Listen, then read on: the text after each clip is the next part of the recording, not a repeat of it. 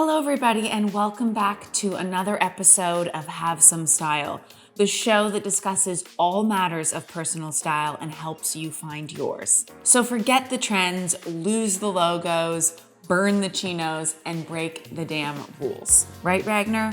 It's time to experiment and evolve, to wear the clothes and not the other way around. My name is Mosha Lundström Halbert. I'm a fashion journalist and style expert, and I believe that what you wear is self-care.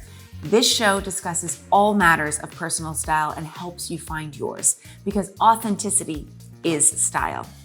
So if that interests you, please go ahead and like and subscribe, follow along. If I'm here in your ears in the podcast version, I'm so glad, and you're going to use your imagination. And if you're here with me on YouTube, welcome. There's going to be lots of great visual references as we go along. Please leave all your comments, questions, and queries below, and they might just inspire a future episode of Have Some Style. Okay, so let's discuss piece by piece where to spend and where to save. When it comes to spending, my philosophy is you want to do so on pieces that require a lot of durability and versatility in your wardrobe. So that might include really good, well-tailored pants, black pants, white pants for sure, like a gray trouser, really good quality pants, not just jeans, not leggings, but pants that you're going to be able to dress up and down in a really high-end material and fit and construction. I would invest in that. A blazer. It's really hard to fake quality when it comes to tailoring. Coats, obviously. You know I could speak about coats till the cows come home. Obviously, because I have my own outerwear family business, Therma Kota, but we truly believe, it's like a fundamental of my family, that like coats are the most important item in your wardrobe. They come up against the elements. They're the first and last impression you leave with people. They need to be great quality to stand the test of time, and also just factors like snow and sleet and wind and rain and being thrown on and off and stuffed in closets and buttoned and rebuttoned and zipped up and down. Quality over quantity, but you want to invest in a wardrobe of coats. Crisp shirting, again, as this pertains to tailoring, it's got to be good quality, especially because, oftentimes we're perspiring in these garments or we're dry cleaning them a lot, or we're washing them a lot, we're ironing them a lot, we're buttoning them a lot. The collar is a dead giveaway too. That's an area where I'd want to not have a ton of shirts, but have a selection of really high quality ones. A handbag. I know I was just saying about how ridiculous handbag prices have gotten, but if you're really using it as it was intended, not to just show off, but to actually stow away your belongings, you do want one that is practical and really high quality and can, withstand being fastened and unfastened, having your hand shoved in and having the strap readjusted a million times, what have you. Not having like the leather peel, all those factors were really hard on our bags if we're using them. And so that is an area where I do think it's better to have less, but have great quality. I mean, look at Jane Birkin. The Birkin bag is named after her, and she doesn't have that many Birkins. I think she's been quoted as saying she has like less than 5. She might only have 1 or 2. And Hermes would probably give her all the Birkins that she wanted. She doesn't want a lot of Birkins.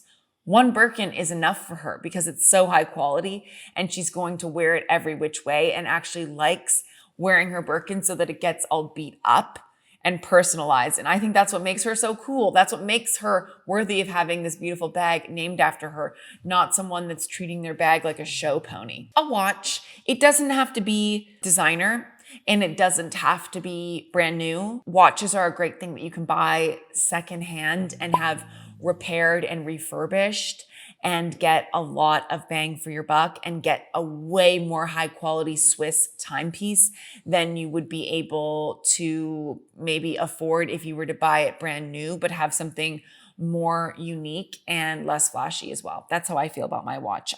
This watch I got it through family, and when I got it, it was completely banged up, like smashed literally. And I took it to the watchmaker who was Cartier, and this watch had been discontinued and they remade it completely, or they refurbished it rather. And it was like both brand new, but not. It still has some scratches and imperfections and like a patina to it that I absolutely love. Everyday shoes and boots, the type of styles that you know that you're going to be wearing a lot, that you're going to be the hardest on. Typically, these are usually like flat styles too, be it loafers, boots, slides, that kind of thing. Things that you're going to wear again and again and again, just by the factor of them getting worn out, are an area where I would say invest more in. A pair or pairs of special occasion or beautiful heels, the type of shoes that really make an outfit. Maybe you're not going to be wearing them every day, but you're going to wear them for years to come, and they're a wow moment. They are worth it. They will dress up any look and immediately save you from tons of closet predicaments and wardrobe woes. That's the power of a great pair of shoes, which I discussed in this previous episode here. Multi-purpose dresses. This is an example of one. This is actually like a sample that I got years ago through work by Lundström, and it's like pony hair they call it, but it's cowhide, like printed leopard print. I've worn this to like a work brunch, and I've also worn it to an evening occasion and everything in between. These types of dresses that are just very multifunctional and versatile that you can dress up and down, I think are worth their weight in gold. And they're so hard to find.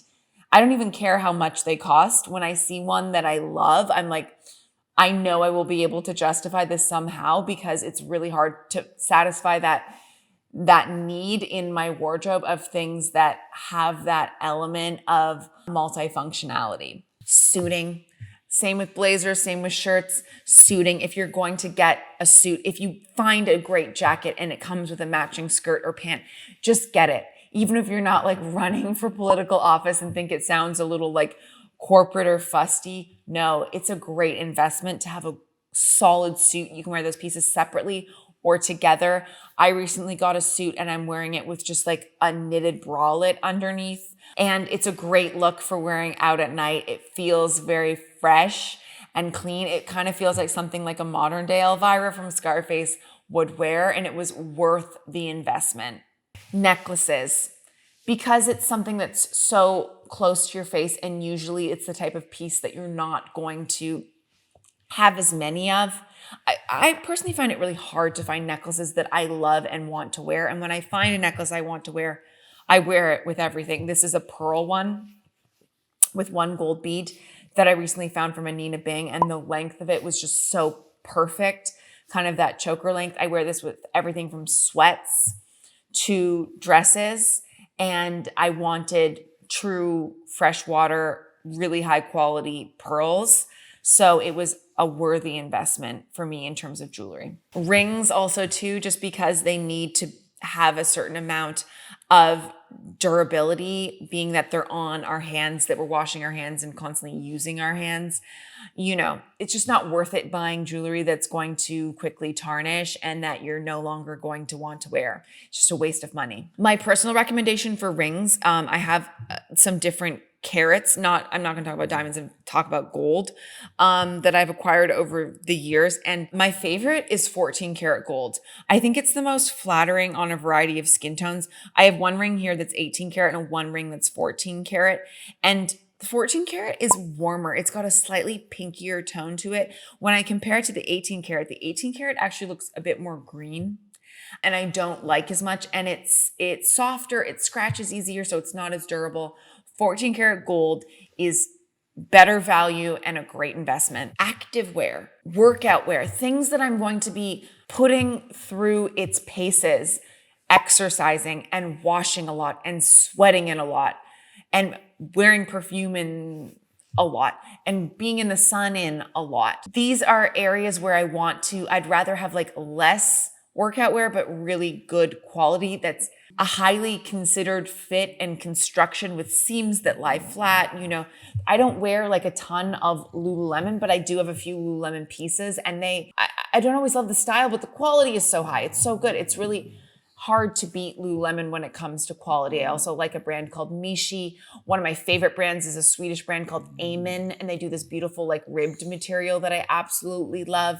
But good quality workout wear is a great investment. And then anything made of natural materials, be that leather, suede, wool, cashmere, fur, shearling, merino, alpaca, all of those materials that come from animals, you want to make sure that you're investing and supporting companies where they are sustainably and responsibly sourced, and that where they're transparent about where they come from and how they source them. I think that's very important, not just for quality reasons, but also for ethical reasons. You don't want to be buying the cheapest of the cheap when it comes to animal materials. In the same way that when you're eating animal products, you want to consume the highest quality possible as well. Same thing pertains to your wardrobe. And now let's talk about some things you can save on. Number one, spoke about it before, is sunglasses.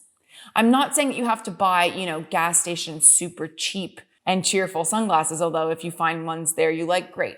What I am suggesting though is that you not buy sunglasses that are super marked up, like oftentimes at, department or designer stores, but instead you check out some of the websites that I'll mention below, but you can just search them as well, like Easy Contacts and Autica.net, etc., where you're getting great sunglasses for a fraction of the price, or you're also supporting independent sunglass and optical brands that don't prescribe to these insane retail markups for an item that just doesn't need to cost that much, where the margins are just insane. Earrings and bracelets.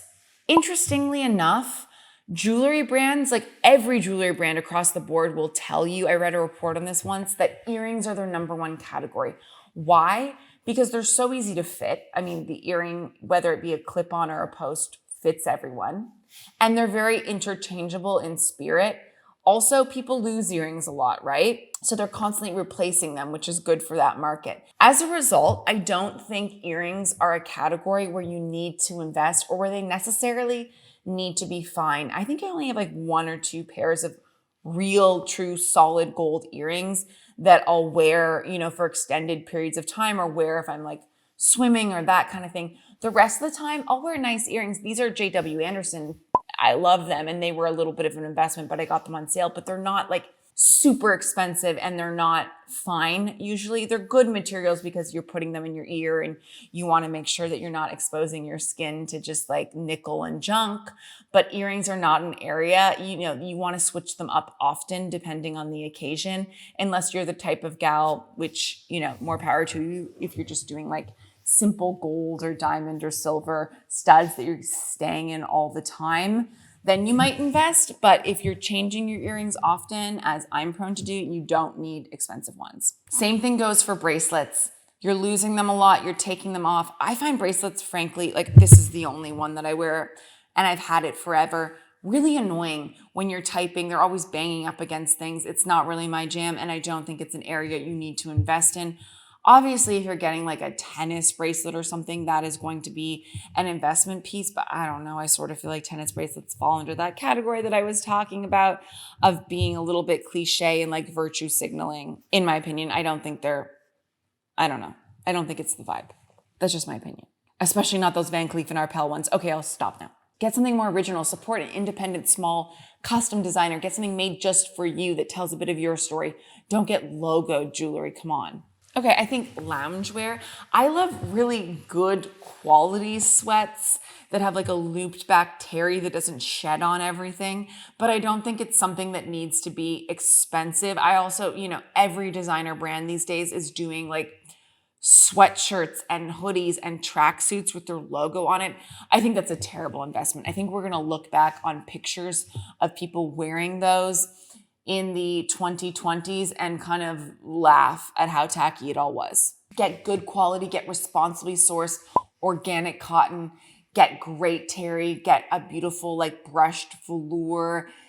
Those kinds of loungewear sets and sweats feel luxurious and like a treat for yourself and can withstand being washed again and again, but don't cost an arm and a leg. Novelty accessories. So this could be everything from like a minutiae, like an evening bag or like a really small little jeweled thing that you're only wearing on certain special occasions. It could be like a really special occasion hat or fascinator or a headband. It could be a wild pair of earrings or a statement necklace or what have you. Those like novelty accessories that you know you're not going to wear every day. You might only wear once or twice. It's just to like make an outfit or an occasion or a theme.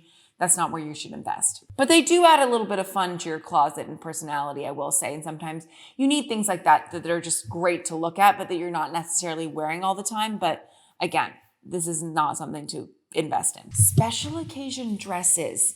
You know, the type of dress that you're only really going to wear once or twice. I wouldn't invest in those. That again, I'm always looking for dresses that I can wear a million different ways. The ones that are more of like a flash in a pan or a one-off, I'm trying not to break the bank on. Sneakers, as I said, I don't think designer sneakers are it. I think you can get really cool, great sneakers from a variety of brands, from smaller, more independent labels as well, that aren't crazy expensive, that are good quality and that look cool.